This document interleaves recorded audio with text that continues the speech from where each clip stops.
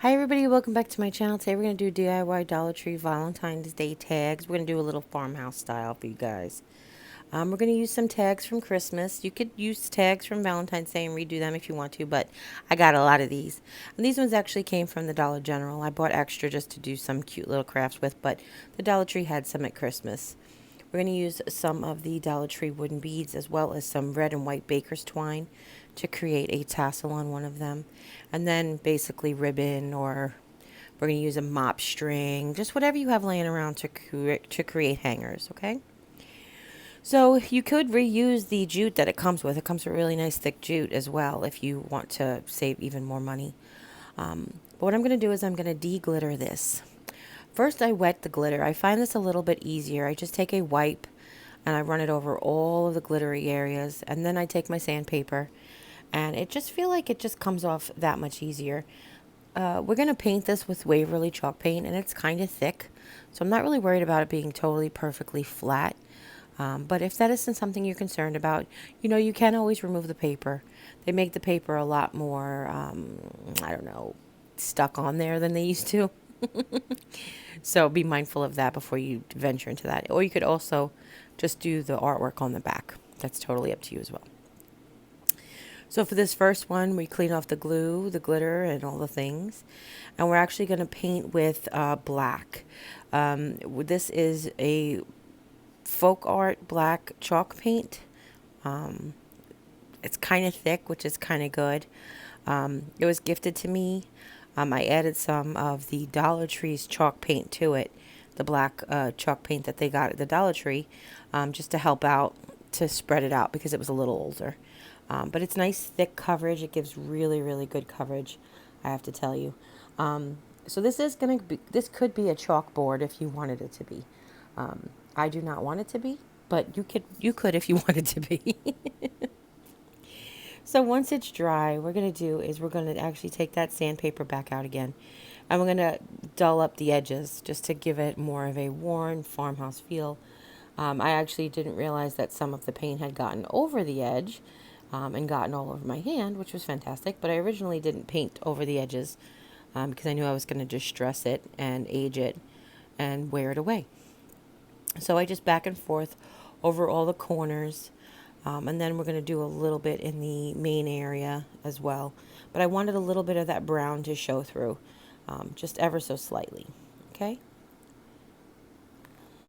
So now I mentioned this is a chalkboard, so you could go ahead and you could prime it and create a chalkboard, write whatever you wanted on it. But I'm just going to take the white brush paint pen from the Dollar Tree, and I'm going to create an X and an O. And I'm going to do that with the paint pen first so that I could see it. But then I'm just going to paint over it with some white chalk paint. This is just a little Waverly white chalk paint. But really any white paint will work. I wasn't really worried about it being perfect either because I wanted it to look worn. So we're going to go back over it with the sandpaper when we're done. But of course, just like we say with all our DIYs, make it yours. If you want to make a stencil, use a stencil. If you want to print and transfer, if you want to use your Cricut, anything that you want to do to create a design on the tag. I just really wanted to keep this very, very simple for you guys. It's basically black paint, sandpaper, make an X, make an O. Everybody can do that, right? What we're going to use for the hanger for this is actually a piece of mop string. You guys know Dollar Tree's cotton string mops really do give up a lot of their strings, and I have them on a bowl that I keep them. Every once in a while I'll use one piece for a random project, and that's what I put on that one. This is another one of these winter tags from Christmas time. These ones are actually a little thinner than the ones with the piece on the bottom.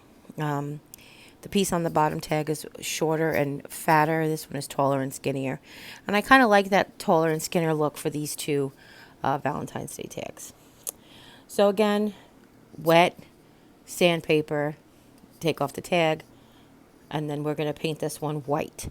We're going to use Waverly's white chalk paint. We're going to add a little of the chalk paint to the watered down chalk paint, because if you watched yesterday's project, it was the paint's just a little too watered down to get a good coverage, And I knew I needed good coverage on this one because it's kind of a dark color. So I just went ahead and I added a little bit more paint to that watered down paint, just to make it a little thicker. Added a nice thick coat, set it off to let it dry. This one I did color around the edges, but it really isn't necessary. We're going to end up taking black marker or paint to it in a little bit anyway. Okay. So once I have a nice even coat, just set it off to dry in about a half an hour or so. I just did other projects in the meantime, so that's how long it takes. Then we're going to go ahead and I'm going to, I wanted it to be so unique that I wrote kiss. I was originally going to do love, like the love like from the 70s where there's like an L and the O, the crooked O with the V and the E underneath it. But I was like, what can I do that's a little different? And when I did this kiss, yeah, I just loved it. For a couple of reasons, kiss is not only about a kiss, but we used to use it term a lot. It's like keep it simple, stupid, or keep it so simple, or so there's different things that KISS can actually stand for. Anyway, what I did was I put the K with the I directly underneath it, which was a little smaller, and then double S on the bottom. Now I'm taking that same fat Sharpie, faux Sharpie from the Dollar Tree, and I'm coloring on the edges. I will tell you, do you see how I have the board facing towards me while I'm coloring the edges? That's how you can mess up. You really want to do this by turning the board around towards the back, because if your marker skips, you won't skip on your project, as you saw that I did.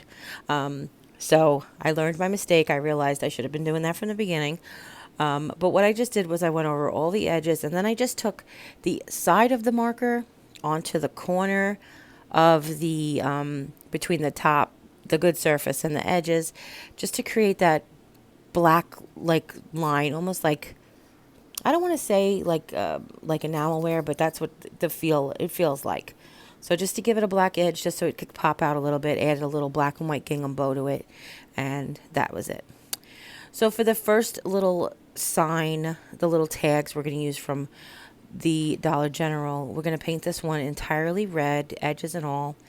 Again, the edges wasn't necessary. We're going to end up covering the edges, but I just wanted a nice even coat without too much mess. And then because it was nice and thick, it had to dry for quite a while, so I set it off. And then when we're all done, we're going to take that corrugated tin heart that we removed yesterday from another project, and we're just going to add it a little bit on the crooked so it fits. If you use the bigger tags from the Dollar Tree, you don't have to put it crooked. They're a little bit bigger than the ones from the Dollar General. And then what we're going to do is we're going to take that same red and white gingham ribbon that we used yesterday in the project. This year's got a little bit of glitter edge to it. If you have this ribbon from previous years, you know that there was no glitter on it. But this has a little like metallic string edge, So we're just going to do is we're going to glue it to the very, very edge of the tag. And we're going to glue it towards basically on the side, but we're going to glue it so that the excess hangs off the back, because we're going to wrap it around the back. You don't have to wrap it. You could cut it. Once you're done gluing it, you could take your scissor along the flat edge and just cut all the excess ribbon, but we're going to glue it around the back. And it's very easy to do. You just do one section at a time. Try to keep the edge flushed with the front as you go along. And then when you get to the other end, you want to start gluing down in the back. Now, I glued the top down first, but then I made sure I left a space to cut so that I can reveal that hole in the back when I'm ready to put the string through the tag. And then I just did that along all four sides. Yeah, apparently that was wet somewhere, and I don't even know where from where. But you just want to put a bead of glue, just use your finger, press it down, just like you're doing contact paper or wrapping paper or something. Okay? I'm going to do that. I was mindful of the corners. Just add a little bit extra on the little corners if they're, not staying down for you. All right, and then I'm going to take some of that same ribbon to create a hanger. Just regular, cut it, tie a knot. Could do a bow. A bow would be cute. A bow would really be cute stuck to the middle of the heart as well. But I just wanted to keep this plain. Keep it simple, silly. Then I took that even though the ribbon's on there, I took some sandpaper and I just went around the edges, give a little bit of a worn look. I actually ended up pulling a string out of the ribbon. That's what you saw me cut there. But it didn't do any harm. For this very last one, we're just going to have more of that black paint. We're just going to paint this one black as well. And we're going to create more of a, I don't know why vintagey isn't right, but I feel like moderny, maybe modern farmhouse look. I don't know. You'll see. The reason I said all that is because we're going to basically just write a happy heart day, which I feel like is a little bit more modern feel today. Now, all of these projects are just to remind you that you don't have to be elaborate. You don't have to spend hundreds of thousands of dollars on equipment to do these just cute little things, or even to spend $15-20 on these online. You could just make them for $1 or $2. So we basically put Happy Heart Day. I actually colored in the heart white because I wanted it to show up a little bit better. You could go back over it with red. It would be really cute if it was in red as well. Maybe red with a white outline would look even more adorable. Then what I decided to do was to create a tassel. I wanted this particular tag to have that tassel feel. So I'm picking out the white, really ivory colored, and red beads, and I'm putting them onto some red baker's twine. I took quite a bit of baker's twine. It's cheap, so I wasn't worried about wasting it. And I started to, I folded it in half and started to put the folded edge through each bead. That's a skewer from the Dollar Tree. What I do first is I take the skewer and I just try to like almost burnish the inside of the bead hole just to not get any burrs that the string can get caught up on. And then I just use that to push this string through and fish it out on the other side. And I just went simple. I went ivory red, ivory red, ivory red. You can make this as long as you want to or as short as you want to, depending on the look you like or the look you're going after. Then once I had enough beads on there, you really can get beads really inexpensively online as well if you have trouble finding these wood beads from the Dollar Tree. I have probably 3 bags worth that I had bought that I just keep using different beads for different projects. So now I'm going to create the tassel. I've just taken some more baker's twine and I've wrapped it about a dozen or so times around my hand, starting and ending in the same direction. Basically, if I started from the front of my hand with the string at the bottom towards my pinky, I'm going to end in the back of my hand with the string down towards the pinky. Then I cut the bottom where the strings ended, and then I've taken all of that and I put it in the loop that we previously fished through all the beads. Then, just like we've done many, many times before, we're going to take a piece of string, and this time I did a contrasting string so you guys could see it better on camera. I'm going to take a piece of jute, and I want to put the loop of the string that is different, that's loose, and we're going to put the loop the opposite way of where we want the string to end. So the loop is going to go up because we want the string to be pulled down towards the tassel. Then we want to start with our string up towards the top of the loop so we can wrap over it. We want to wrap over that end. And we're going to wrap over it several times, just as many times as you feel that you want. You can make it neat or sloppy. I've seen tassels done both ways and they all look cute.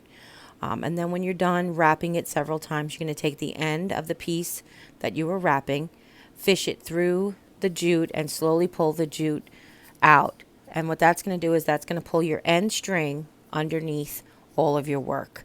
And that's how you can lock it down without using any glue. You can also add glue, but that's what you could do without any knots or any glue. Okay.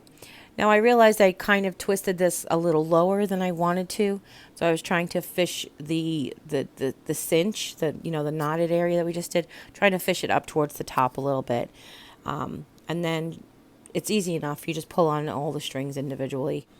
Then when you have it done, you just give it a haircut. Basically, you cut the bottom to be all even, and now I'm going to create a knot just above the top of the tassel by just wrapping that around my finger kind of thing. Then I'm going to slide all the beads down, and I'm going to use the double strings that are left over just to tie it to the tag. You can do this any way you want to. You can tuck the strings back up into the beads if you want to. I'm just going to create a knot, and then I'm going to have the excess string that's left over, I'm going to glue it down in the back just to keep it, I don't know, to keep it ruly. I don't want to say unruly. What's the opposite of unruly? Ruly? To keep it neat. And now you can't even tell it was back there. The last thing I wanted to do, and I didn't want to mess this up, so that's why I did it, saved it for last, is I wanted to add a little bit of stitching around the outside of the tag. Now, if you see that my letters for happy, actually my letter for day comes over, I just kind of went around it, imagined it if there was no tag there when I wrote it. And that's it. That's all the projects. Hope you guys really enjoyed these DIYs. If you do, give this video a thumbs up. Don't forget to share with friends and family. Anybody you know who still has tags left over and wants to redo them in more of a farmhouse feel. And if you haven't yet, click subscribe. When you do, a little bell will pop up. When you ring that bell, YouTube will let you know whenever I upload a new video. And as always, you guys take care. God bless. And we'll see you next time. Bye.